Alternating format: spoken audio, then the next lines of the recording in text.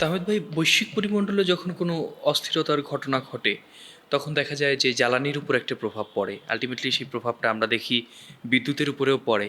বাংলাদেশের মতো যারা তৃতীয় বিশ্বের দেশ আছে, আমরা আসলে এই জায়গা থেকে কিভাবে পরিত্রাণ পেতে পারি?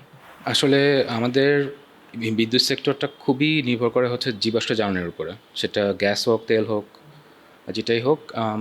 সেটা তো আমাদের দেশে আসলে উৎপাদন সেই লেভেলে হয় না। আমাদের গ্যাস ফিল্ডস অনেক থাকলেও আমাদের উত্তোলনের ব্যয়ের কারণে অনেকগুলি থেকে ঠিকমতো উঠানোও হয় না, আবার সঞ্চালনেও কিছু লস হয়। যে কারণে দেখা যাচ্ছে যে আমাদের প্রচুর পাওয়ার স্টেশন হচ্ছে ফার্নেস অয়েলের উপরও ডিপেন্ডেন্ট, যেগুলি থেকে আমাদের মেইন পাওয়ারগুলি আসে।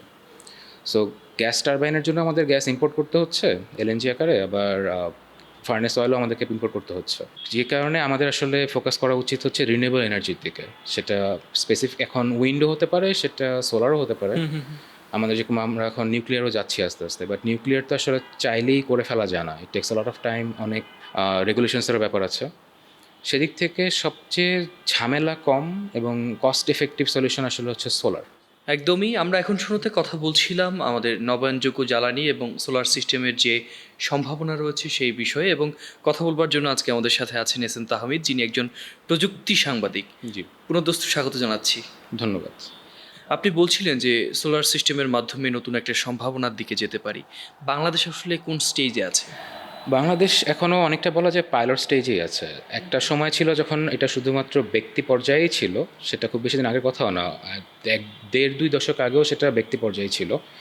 ধীরে ধীরে কিন্তু আমরা এখন দেখতে পাচ্ছি যে 40 মেগাওয়াট, 20 মেগাওয়াট থেকে 75-100 মেগাওয়াটের উপরেও কিন্তু সরকারি পর্যায়ে solar system panel, solar power station আছে। যাত্রাটা শুরু হলো কবে থেকে? বাংলাদেশে এগুলো প্রজেক্ট তো আসলে অনেকবার পিছায় পিছায় আগায়, পিছায় আগায়। সো আপনি ধরে নিতে পারেন যে লাস্ট এক দশকেই আসলে কাজগুলো মূলত হয়েছে। ভাই, আমরা বিভিন্ন সময় দেখি যে সোলারগুলো, বিশেষ করে আমরা গ্রামীণ পর্যায়ে আমরা দেখতাম যে বিভিন্ন চরাঞ্চলে বা প্রত্যন্ত এলাকায় যেখানে আসলে বিদ্যুতের সংযোগ পৌঁছায়নি, ওই জায়গাগুলোতে কিন্তু আমরা দেখেছি যে স্বাভাবিকভাবেই বিভিন্ন সংস্থাগুলো, এনজিওগুলো কিন্তু সোলার সিস্টেমের একটা ব্যবস্থা করতো। আমি নিজেও দেখেছি। তাদের কার্যক্রম কিন্তু এখন সেই অর্থে দেখা যায় না।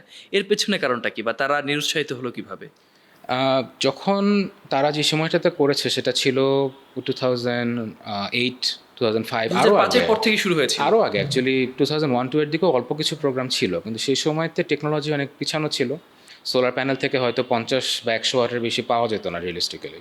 তো 50-100 ওয়াট যদি পাওয়ার আপনি পান, সেটা আপনার তারপর তখন ব্যাটারি টেকনোলজি অনেক পুরনো ছিল। সো দেখা যেত যে রিয়েলিস্টিক্যালি একটা সিস্টেম, একটা বাজেট সিস্টেম যেটার প্রাইস হয়তো 10 থেকে 20 হাজার টাকার ভিতরে, সেটা সারা রাত কভার করার মতো ছিল না। যে কারণে দেখা গিয়েছে যে মানুষের মনে একটা ব্যাড ইমেজ রয়ে গেছে একটা। ডিসি কারেন্ট সরবরাহ করা হতো সম্ভবত। শুধু ডিসি, হ্যাঁ, ডিসি কারেন্ট সরবরাহ করা হতো। পরের দিকে ইনভার্টার আসলো। মেইন সমস্যা ছিল হচ্ছে উৎপাদনের প্রযুক্তিও পুরনো ছিল। অ্যানালগ ছিল একদম। আর হচ্ছে স্টোরেজটা, যেটা এনার্জি সংরক্ষণ, ব্যাটারি টেকনোলজিটাও অনেক পুরনো ছিল। যে কারণে দেখা গেছে যে মানুষের মনের ভিতরে একটা নেগেটিভ, একটা ঋণাত্মক ধারণা আছে যে সোলার আসলে কাজের না। কাজের না। হ্যাঁ, দেখা মানুষের মনের ভিতরে আছে যে সোলারের স্পেশাল বাতি লাগে, স্পেশাল ফ্যান লাগে, স্পিড কম, আলো কম, এটাতে ইনভেস্ট করাটা লস। এরকম একটা মনোভাব এখনো আছে বাংলাদেশের মানুষের। এই শুরুর দিকে ইনভেস্টমেন্টটা কিভাবে হলো, বা কারা আসলে এই জায়গাটায় সহায়তা করতে শুরু করলো? আসলে বাংলাদেশে তো এক বহু আগে থেকে রহিমা আফরোজ বা গ্রামীণ শক্তি কাজ করছে এগুলো নিয়ে। বহুদিন পর্যন্ত রহিমা আফরোজই এটার বড় বেঙ্গলেরও ধরনের প্রভাব ছিলেন। দেখেছি আমরা। হ্যাঁ, বেঙ্গলের এখন আস্তে আস্তে আসলে অনেকেই আসছে এখানে। তবে আমি যেটা দেখছি যে এই মুহূর্তে মার্কেটেও সুপারস্টারের ছাড়া আর খুব বেশি সোলার প্যানেল সবই চাইনিজ ব্র্যান্ডের হয়ে যাচ্ছে। যেটা আমার কাছে মনে হয়েছে, আমি নিজে সোলার ইনস্টলেশনের জন্য খুঁজছিলাম ব্র্যান্ড, যে দেশীয় ব্র্যান্ড কী আছে, কিন্তু দেখলাম যে সবই এখনো পর্যন্ত চাইনিজ বা ভিনদেশীয়, যেটা অ্যাকচুয়ালি কাইন্ড অফ আমি বলবো যে মার্কেটে এখনো গ্যাপ রয়ে গেছে একটা। আমরা উন্নত বিশ্বে যেমন দেখছি, আমরাও কিন্তু স্বপ্ন দেখা শুরু করে দিয়েছি। তো এই জিনিসটা কিভাবে হচ্ছে? যে কোনো প্রযুক্তি আপনি যখন সেটা প্রসার করতে চাবেন, সেটার জন্য মেইন পয়েন্ট থাকে হচ্ছে যে আপনার সেটা থেকে আপনি যে ইউটিলাইজেশনটা পাচ্ছেন, সেটার জন্য আপনার কত টাকা খরচ হচ্ছে সেটা। যেরকম আপনি চিন্তা করেন, একটা সময়তে কিন্তু 2G ইন্টারনেট ছিল, যখন আপনার 1 গিগাবাইট ডেটার দামই ছিল 300 টাকার উপরে। 300 টাকার সেই উপরে, হ্যাঁ, হ্যাঁ। সময়েরও, সেই সময়ের টাকাতে, ইনফ্লেশনের আগে। এখন কিন্তু ব্যাপারটা সেরকম না। এখন কিন্তু আপনার 800 টাকাতে আনলিমিটেড প্যাকেজও দিতে পুরো পারছে। মাসের। হ্যাঁ, এবং বাংলাদেশে এমনিতেও স্বাভাবিকলি কস্ট একটু বেশি ডেটার, তারপরেও।